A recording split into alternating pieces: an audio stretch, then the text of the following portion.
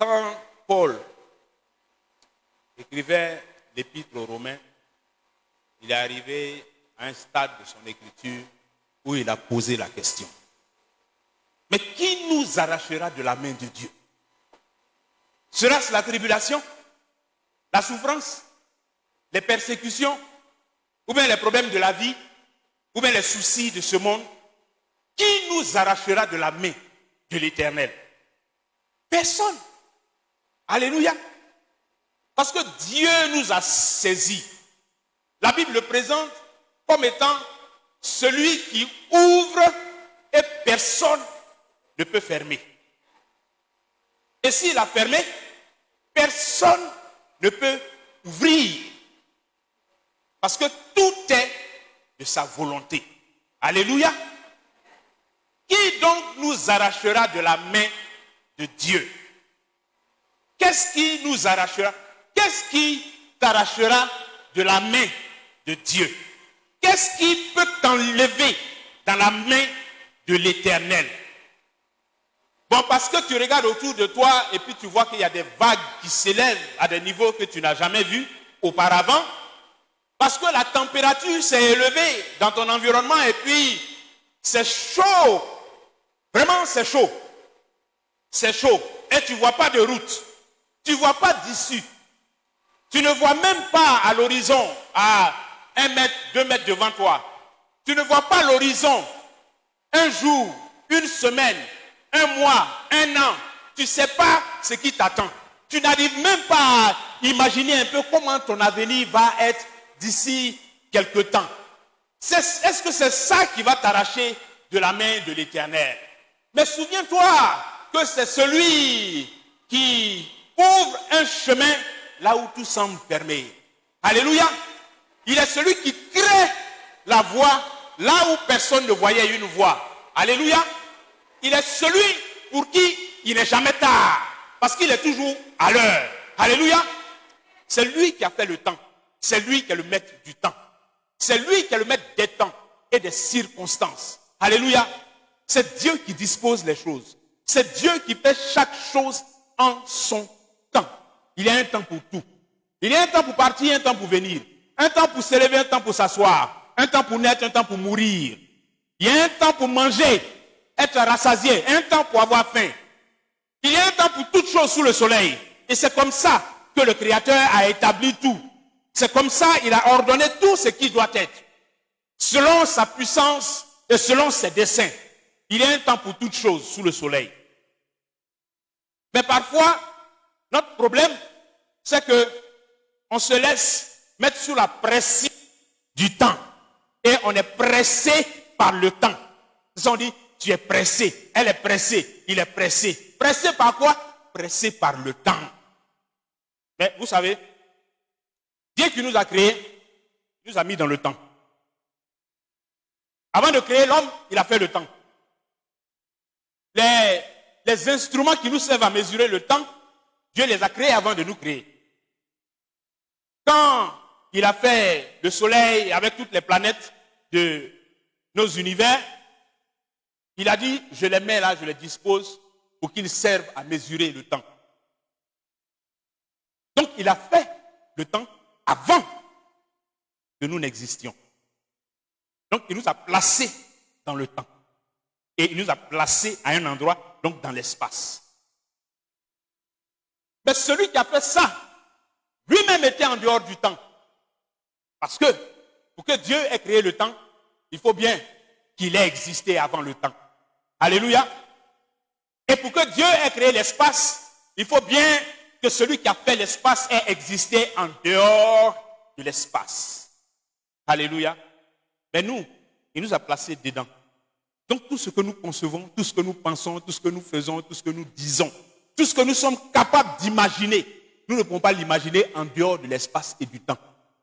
C'est toujours quelque part et à un moment donné, dans l'espace et dans le temps. Et c'est l'une des raisons pour lesquelles cette limite que Dieu nous a donnée en nous plaçant dans le temps et dans l'espace devient un problème quand nous commençons à entrer en connexion avec Dieu par son esprit. Quand nous ne sommes pas capables de nous élever à la dimension de là où nous rencontrons l'Éternel, bien-aimé, l'espace et le temps deviennent un problème pour nous. Parce que Dieu qui nous a fait, il fait chaque chose en son temps. Dieu n'est pas conditionné par le temps. Dieu n'est pas conditionné par le temps. C'est pour ça qu'on l'appelle éternel. Il n'est pas conditionné par le temps. Il est éternel. Il n'est pas dans le temps. Donc quand Dieu dit, je ferai ça, s'il n'a pas donné d'indication de temps, l'homme est embrouillé, l'homme panique. Mais ça, c'est quand il va faire. Bon, Dieu a dit ça, ça fait 5 ans, 10 ans, je suis là, mais c'est quand il va faire. Dieu a parlé à Abraham. Dieu a parlé à Abraham pour lui faire une promesse. C'est des centaines d'années plus tard que la promesse s'est accomplie.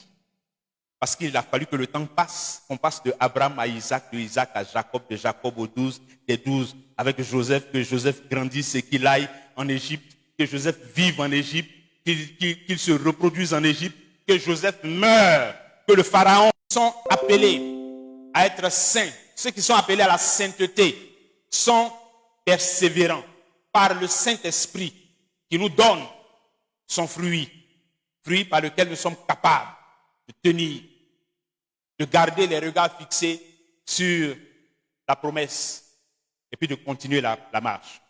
De continuer la marche. Donc, bien aimé, il faut continuer la marche. Il faut continuer la marche. Même s'il y a eu des moments de fléchissement, il y a eu des difficultés de temps en temps, il y a eu quelques tribulations, c'est pas ça qui va t'arracher de la main de ton Dieu. C'est pas ça. Peut-être que c'est dur, hein? C'est dur présentement. Les deux bouts qu'on essaie de joindre là deviennent de plus en plus résistants. Et en réalité, c'est nouveau. Dans les derniers jours, disent les Écritures, il y aura des temps difficiles. Il y aura des temps difficiles dans les derniers jours. Donc, c'est pas nouveau. C'est pas une surprise. Le Seigneur dit, je vous préviens pour que vous ne soyez pas surpris au moment où les difficultés vont arriver, au moment où les tribulations vont arriver, pour que vous ne soyez pas surpris.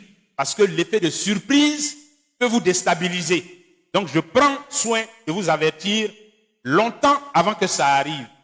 Maintenant, en vous réunissant comme vous le faites, en vous encourageant, en vous exhortant, eh bien, vous allez vous donner par l'esprit le courage et la force qu'il faut pour continuer la marche.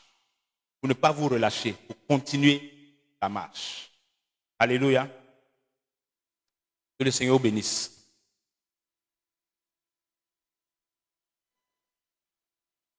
Nous sommes dans le Seigneur pas par défaut.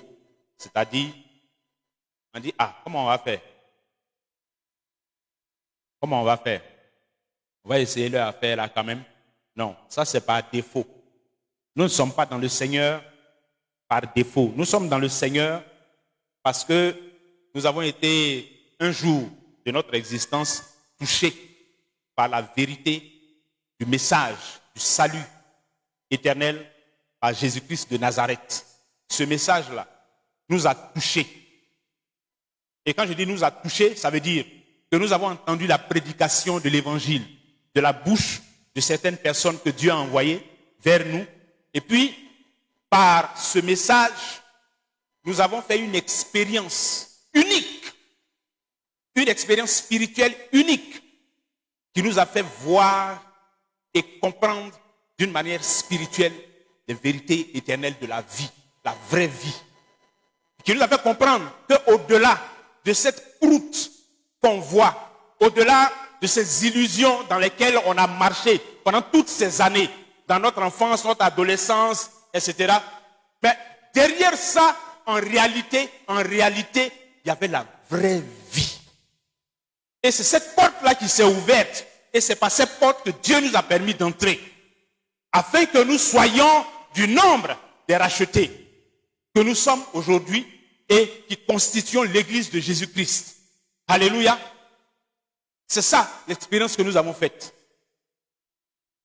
Et par laquelle nous avons eu la révélation du Fils de Dieu. Et comme les Écritures disent, celui qui a le Fils a la vie. Celui qui n'a pas le Fils n'a pas la vie éternelle, mais la colère de Dieu demeure sur lui. Et ça, ce don que Dieu nous a fait, nous le gardons précieusement. Donc nous ne sommes pas en Christ par défaut. Nous sommes en Christ selon le plan bien conçu et minutieusement déroulé par Dieu. Et donc, la foi dans laquelle nous sommes est une foi que nous vivons de façon active, pas passive. Nous ne subissons pas la foi en Christ. Nous ne subissons pas notre appartenance au royaume éternel. Non. Nous sommes concitoyens des saints. Ça veut dire, toutes ces personnes qui ont vécu cette foi avant nous, les Matthieu, les Pierre, Jacques, Jean, Thomas, toutes ces personnes qui se sont converties, les Marie, Madeleine, les Marie de Magdala, tous ceux-là, et tous ceux par qui l'Église a commencé, tous ces Paul et les apôtres, les Ananias, toutes ces personnes, les Zénas, Épaphras, tous ceux-là, nous sommes concitoyens avec eux dans le royaume de Dieu. Nous sommes concitoyens. Ce sont nos compatriotes. Comme nous, ici, les Ivoiriens sont nos compatriotes. C'est comme ça. Ceux-là, tous ces saints sont nos compatriotes. Parce que nous appartenons à la même patrie, qui est la patrie céleste. La Jérusalem céleste. La nouvelle Jérusalem. Alléluia. C'est à cette patrie que nous appartenons. Et dans cette patrie, en tant que citoyens de cette patrie, la constitution à laquelle nous obéissons, c'est celle qui est contenue dans les Écritures, que nous appelons la Bible, que Dieu nous a fait parvenir pour nous donner comment nous devons marcher en tant que citoyens de cette patrie. Alléluia. C'est donc important de connaître votre constitution. C'est important que vous puissiez marcher conformément aux lois qui régissent le royaume auquel vous appartenez et dans lequel Dieu est le roi et le Seigneur des seigneurs. C'est pour ça que nous insistons toujours pour dire à l'Église, connaissez les Écritures. Il faut connaître les Écritures. Il faut connaître les Écritures. Vous savez, quand le Seigneur dit, mon peuple périt par manque de connaissance. Un message qui est dedans et auquel on ne fait pas attention, c'est que le manque de connaissance n'est pas une excuse devant Dieu. Parce que le peuple périt. Parce qu'il lui manque la connaissance. Dieu ne dit pas, comme mon peuple n'a pas la connaissance, je ne le laisse pas périr. Il dit, mon peuple périt. Et pourquoi? Parce qu'il n'a pas la connaissance. Donc il périt par son ignorance. Donc l'ignorance de nos lois, l'ignorance de notre constitution n'est pas une excuse devant Dieu. Pour dire, non, comme je ne savais pas, comme je ne connaissais pas ce que les Écritures disent là, c'est pour ça que j'ai péché. Ça n'existe pas. Parce qu'on périt par son ignorance. On périt par le manque de connaissance. Donc, autant chercher à connaître, autant savoir. Même dans la loi des hommes, on dit, il y a un principe juridique qui dit, nul ne peut se prévaloir de sa propre turpitude. C'est un gros français qui signifie que quand on va au tribunal, là, tu ne peux pas dire au juge, monsieur le juge, vraiment, article 52 là, que tu as dit là, qu'on ne doit pas faire ça là. Je ne connaissais pas. Ça n'existe pas. Le tribunal des hommes. Monsieur le juge, je ne connaissais pas cette loi là, c'est pour ça que je l'ai violée. Tu vas en prison. Nul ne peut se prévaloir de sa propre turpitude. C'est pareil chez le Seigneur. Son peuple périt.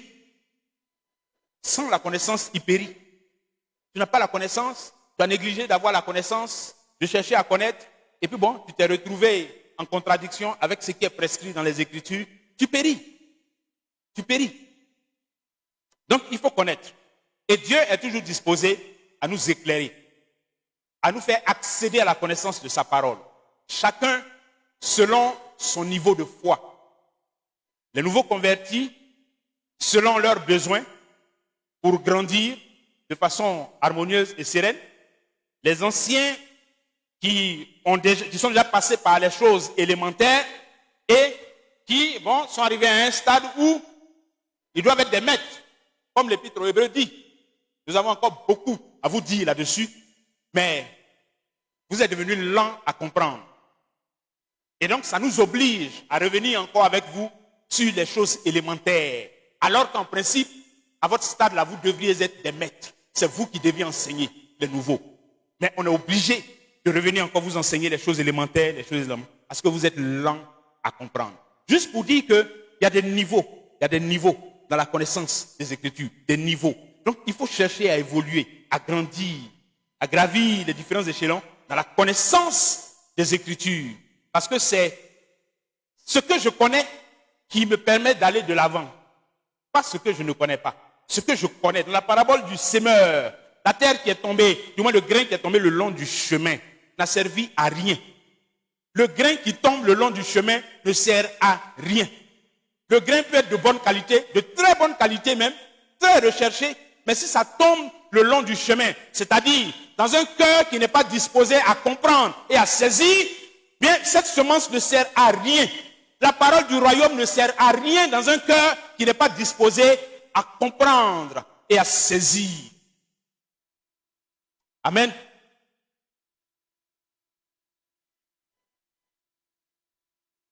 On est en train de parcourir un peu quelques principes généraux de notre spiritualité en tant que chrétiens. C'est ça que nous sommes quand nous disons que nous croyons en Christ et que nous marchons dans le Seigneur. Alléluia.